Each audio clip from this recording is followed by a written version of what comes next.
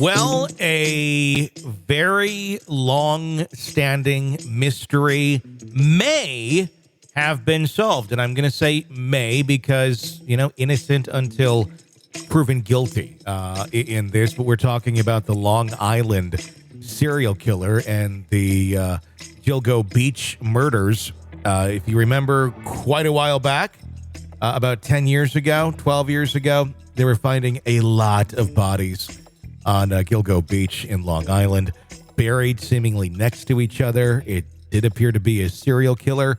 There was a lot of other strange aspects to other bodies that were being found there, but they did believe serial killer, but nobody knew who this was.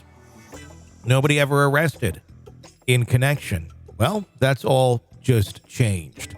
In an unexpected twist to that notorious Gilgo Beach murder investigation, a man named Rex Heuerman, he's a 59-year-old architect, arrested and charged with a decade-old crime.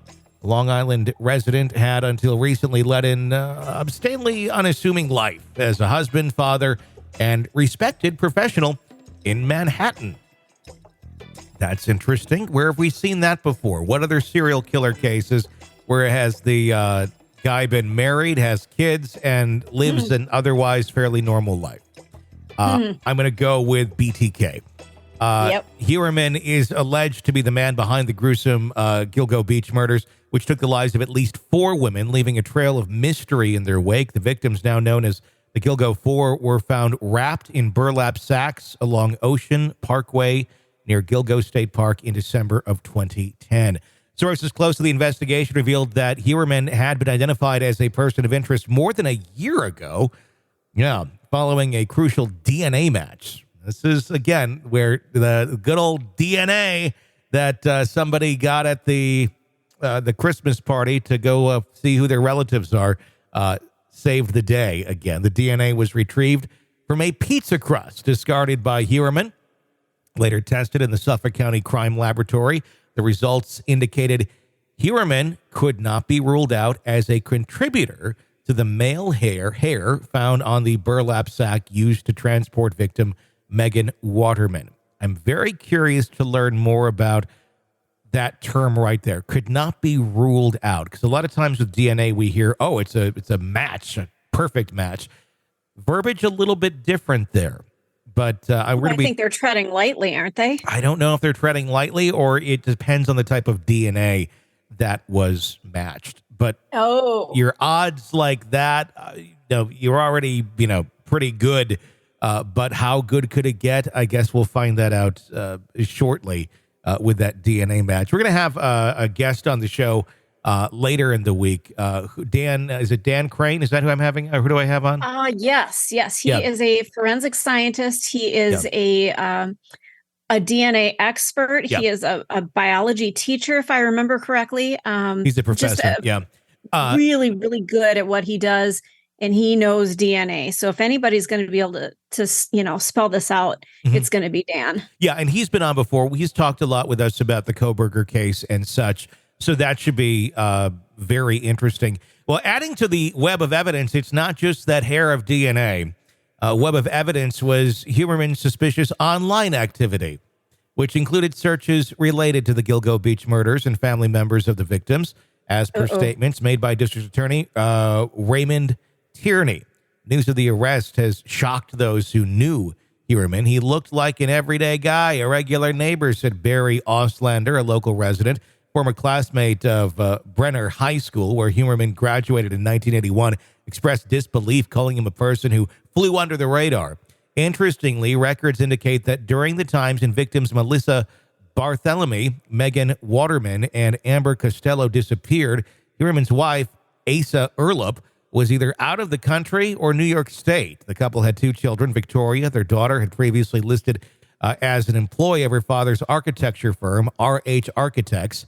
Heuerman's arrest has given renewed hope to the victims' families and reopened those old wounds at the same time. Cherie Gilbert, the sister of Shannon Gilbert, whose disappearance led to the discovery of the Gilgo Four, said that she was relieved at the arrest, adding that Heuerman deserves to rot in prison. And of course, if he is, in fact, guilty of these crimes.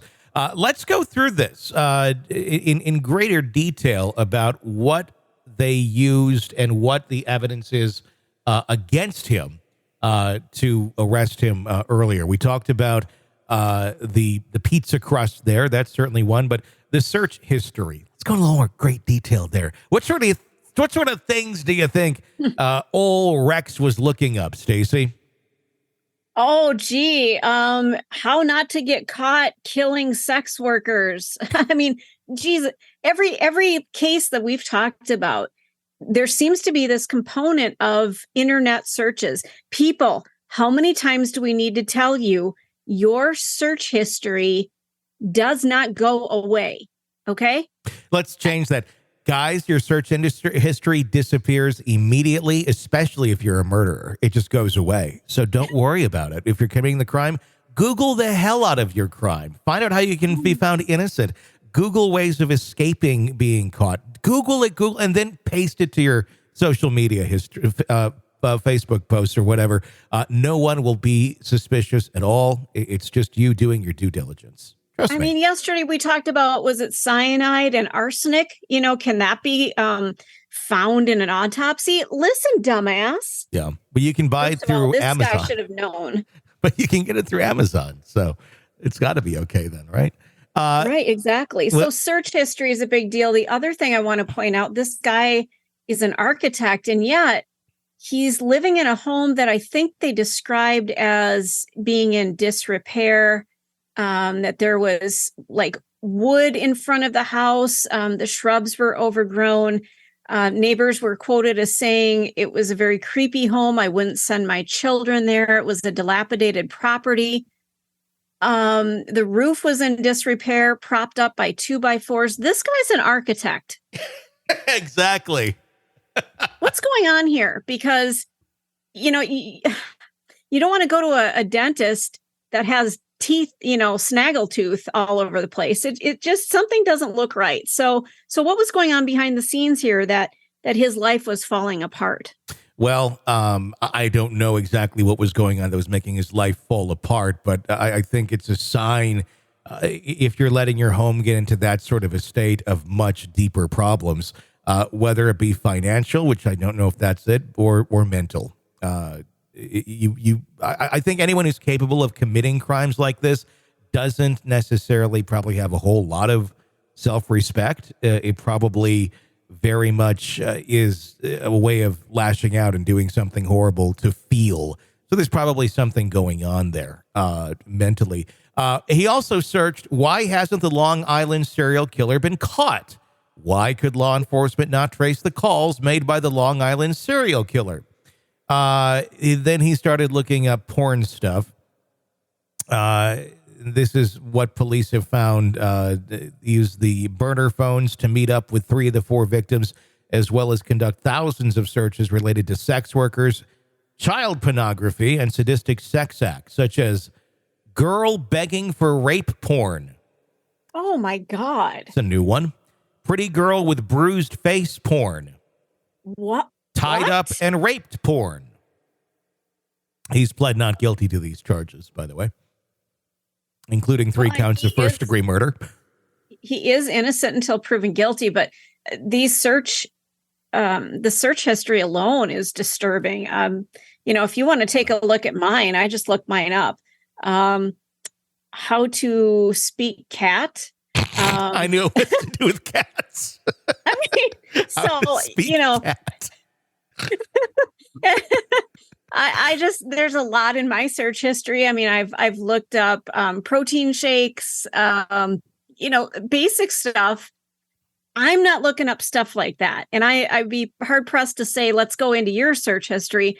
It might be a little weird, but look what you do for a living. So an architect looking this shit up, there's a difference. I wonder what my search history looks like. Oh, I bet it's terrifying.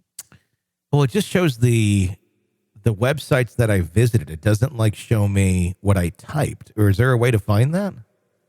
There is. I believe it's in your settings. I use a different search engine that doesn't track, but I guarantee if police subpoenaed the records, I bet they could find what I searched. Maybe this is it. Oh, here we go. Here's how I can see How to use Getty Images with credit.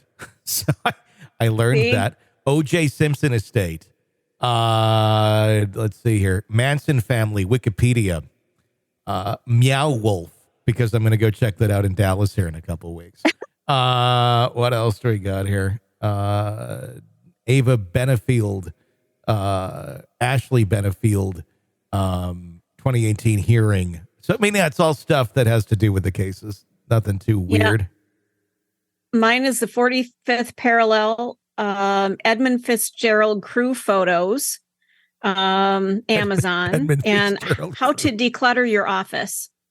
There you go. You got some good searches there. Yeah, there's nothing about what you just read. Yeah. Heuermann used burner phones for arranging meetings with the victims. The disturbing offline activity is another big thing. And property investigation. Police have investigated his home in New York where they took Heuermann into custody. It's not exactly stated what is going on or what they found, but they are in there. They are looking for evidence.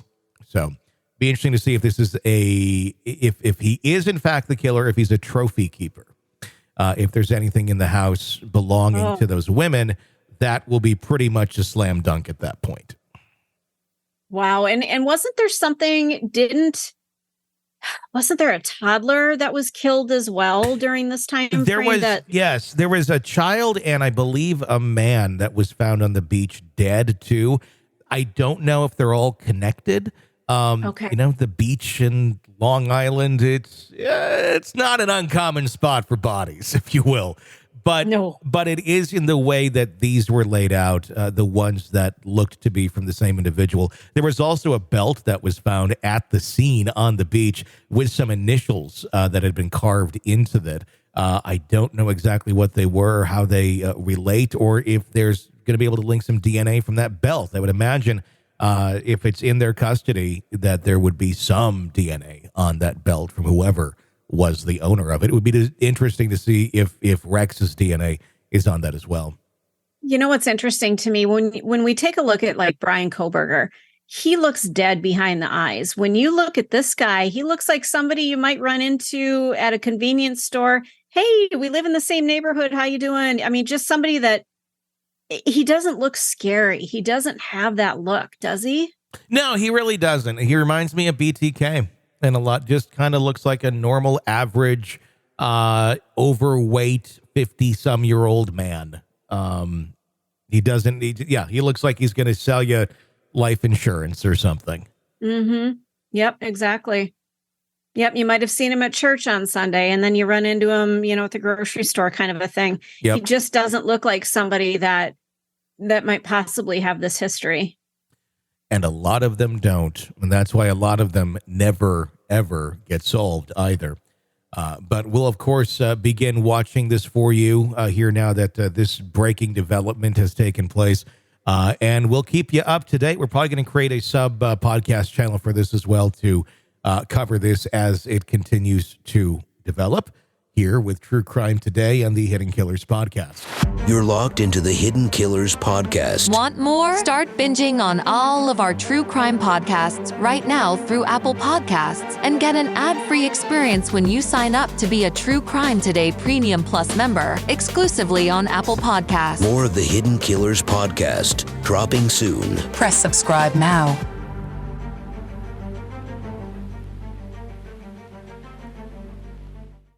This is the Hidden Killers podcast. Want more? Start binging on all of our true crime podcasts right now through Apple Podcasts and get an ad-free experience when you sign up to be a True Crime Today Premium Plus member exclusively on Apple Podcasts. More of the Hidden Killers podcast dropping soon. Press subscribe now.